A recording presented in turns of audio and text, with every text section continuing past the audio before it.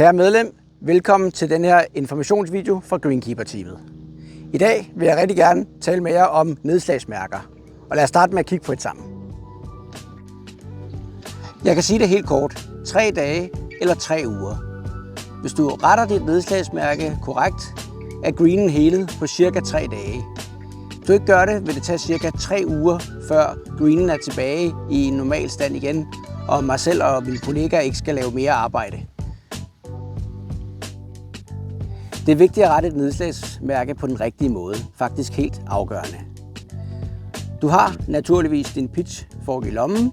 Den tager du, og så stikker du den ind cirka 1 cm fra kanten af mærket, og så arbejder du græsset indad mod midten. Det er vigtigt, at du ikke prøver at hive op i græsset. Nu skal jeg vise dig, hvordan man gør det.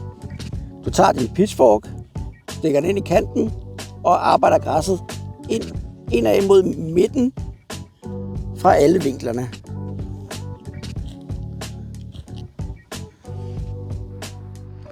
Når du har rettet dit nedslagsmærke, skal du til sidst jævne overfladen ud. Det kan du gøre med enden af din potter, eller du kan træde forsigtigt på det.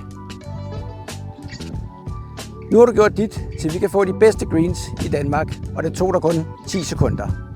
Er du et rigtig godt medlem, så kig dig lige omkring og se om du kan finde nogle andre nedslagsmærker, der skal rettes op.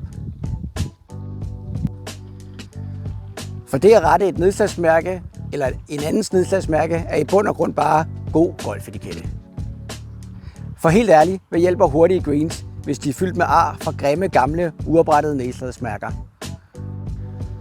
Her til sidst vil jeg bare sige tak, fordi du gad at se med, og rigtig god tur ud på banen.